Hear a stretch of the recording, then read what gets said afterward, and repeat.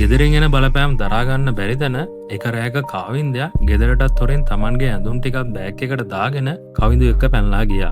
යාළුවෙක්ගේ මාර්ගයෙන් නගරේ තියෙන හරියටි වහලයක් වන්න නැති පොඩි කාමරයක් කුලියට අරන් මේ දෙන්නා ජීවත් වෙන්න පටන් ගත්තා. මුල් දවස් දෙක තුන මේ දෙන්නට හරිම සතුටුයි. හරියට හින්දි ෆිල්ම් එකක් වගේ. අම්මලාගේ කරදර නැහැ, කවුරුත් බනින්නේ නැහැ. තමන්ගේම ලෝකෙක නිදහසේ හිටියා. හැබැයි ඒ සතුට තිබුණේ හරියටම සතියයි. මාසේ අන්තිම වෙද්දී ගෙවල් කුලිය ගෙවන්න ඕනේ. කඩෙන් ණයට කාපු බිල් ගෙවන්න ඕනේ. කවිඳුට ස්ථිර ආසාවක් නැහැ. ඉඳලා හිටලා කුලිය වැඩක් කරලා දවසට හම්බෙන පොඩි ගානේ 3 වේල කන්නවත් මදි වුණා.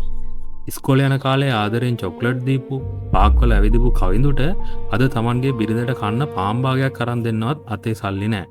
ආදරය කියන්නේ එකිනෙකා දිහා බලාගෙන ඉන්න එක නෙවෙයි, ජීවත් වෙන්න සල්ලි ඕනේ කියලා ඒ දෙන්නට හොඳටම තේරෙන්න පටන් ගත්තා. සල්ලි නැතිකම නිසාම ඉස්සර hina වෙලා විහිළු කරගෙන හිටපු කවිඳු දැන් නිතරම ඉන්නේ කේන්තියෙන්.